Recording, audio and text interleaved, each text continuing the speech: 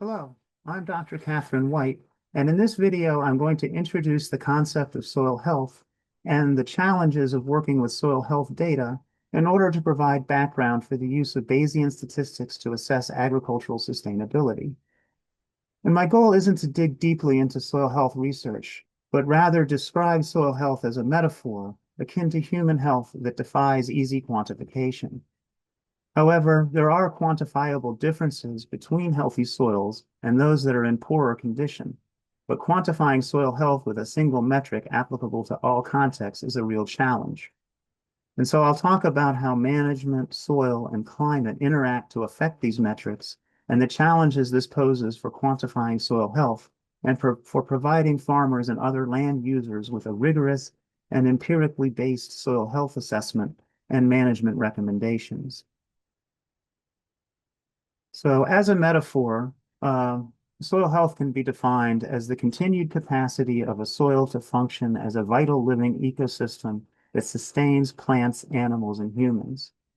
And this is really a readily understandable concept, analogous to human health, which can be thought of as the continued capacity of a person to function as a vital living organism. However, in order to quantify soil health, as with human health, we really need to define it in comparison to benchmarks as a condition at a certain place in a specific environment. And this need to consider soil health in the context of management system, climate, and soil really complicates efforts to develop a quantitative metric defining soil health. And the first challenge is identifying appropriate indicators. And so continuing with our analogy to human health, given their cardiovascular fitness, we might say that the heart rate of elite athletes is a benchmark for good health. However, compared to that benchmark, does that really mean that the vast majority of people in the world are in poor health? And should we really recommend that everyone follow the training regimen of elite athletes to improve their health? So in order to make meaningful recommendations to a patient, doctors need to consider a range of indicators to assess the person's overall health and how health and fitness interventions affect these indicators. For example, suggesting that this older gentleman begin walking an hour a day is likely to have a more beneficial cardiovascular outcome than suggesting that he take up sprinting, which in fact may exacerbate other health conditions. So thus the challenge in soil health management is to identify appropriate soil health management practices for a given context and to understand how those practices affect soil health indicators and how to develop a metric which tells us how healthy is this soil compared to another and what can be done to improve the health of this soil.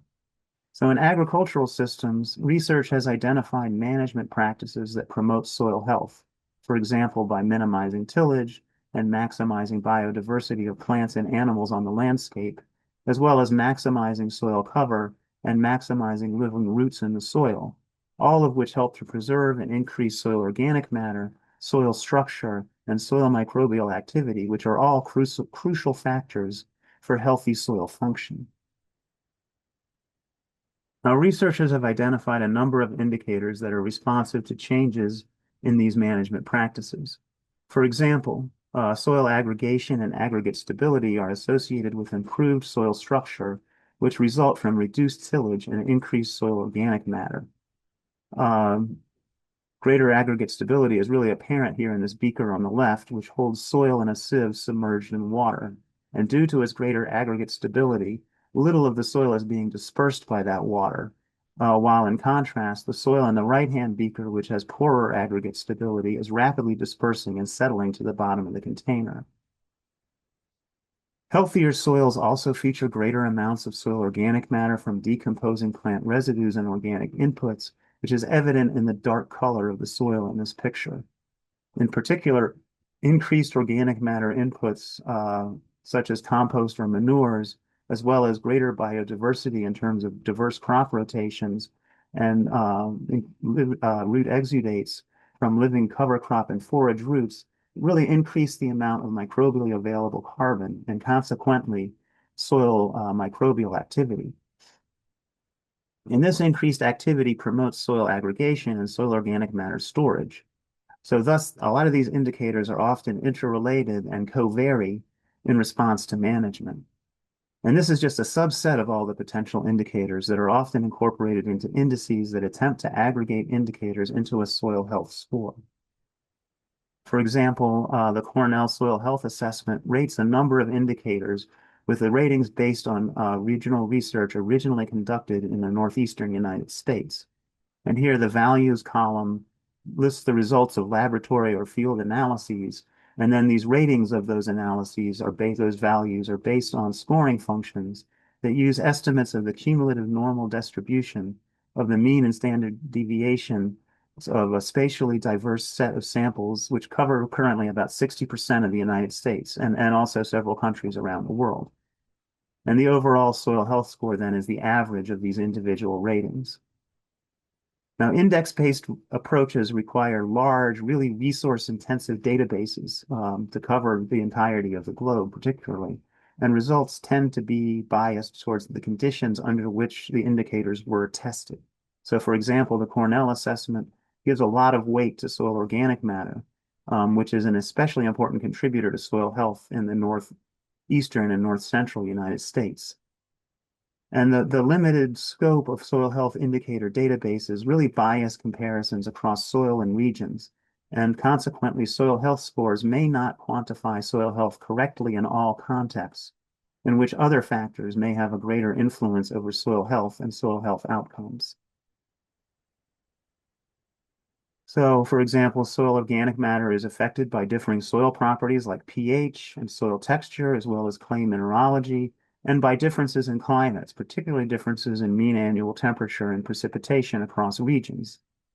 Thus, soil health metrics developed for the soils and climates of a single region of the United States may not adequately represent soil health conditions in all other regions.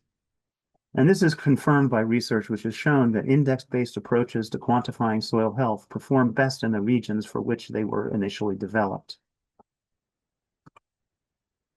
Now, due to limited data and the complexity of interacting factors that affect soil function, and also uncertainty about how changes in soil health indicators translate into meaningful soil health outcomes, it's really difficult to predict what management practices will have the greatest impact on soil health in the context of diverse land uses. And Bayesian statistical methods then are really well suited to addressing this complexity and quantifying how these factors combine to affect soil health. For example, Bayesian statistics incorporate prior knowledge from previous studies, which helps to address the often limited soil health indicator data across these varied landscapes. And it also helps to quantify the uncertainty due to the complexity of the soil climate management interactions that I've described that affect soil health. And this is through using posterior probability distributions. And I want to conclude by providing an example of how Bayesian statistics has been used to address the data complexity issues I've presented in this video. And this figure represents a Bayesian network defining soil health in cropland soils from a recent paper by Hassall et al.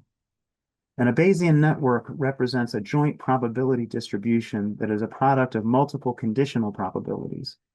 And once built, Bayesian networks can be used to predict the probabilities of unknown variables, such as this metric of soil health. And the color circles here represent measurable soil health indicators, such as soil texture, soil organic matter, and aggregate stability, among many others. And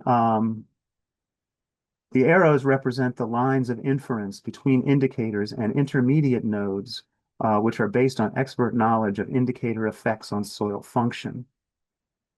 The arrows represent the conditional probability relationships between the nodes, and the arrow thickness indicates the relative importance of a parent node in determining the connecting child node.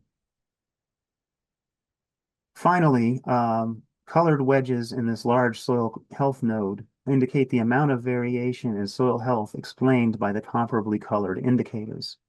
So, for example, soil texture has a very large effect on water holding capacity, which has an effect on soil water storage.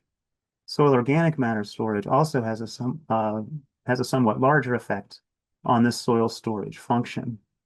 And then the combined effects of soil water storage due to water holding capacity and soil organic matter influence the regulation function, for example, the regulation of water availability to crops, which then directly contributes to soil health. And we can see, though, that based on these pie wedges, that the texture itself has a very little direct influence or explains very little of the variation in soil quality. So it's more its relationship with soil organic matter in these intermediate nodes. And this approach also allows for differentiation of the indicator soil health relationships among agricultural management systems. For example, this Bayesian network developed for livestock systems is very different in terms of the importance of indicators and the intermediate nodes relative to the one that was developed for croplands. Thus, networks reveal the connections and interactions between indicators, their effects on soil function, and their impact on soil health in context, which really allows for the prediction of soil health effects across a range of management practices.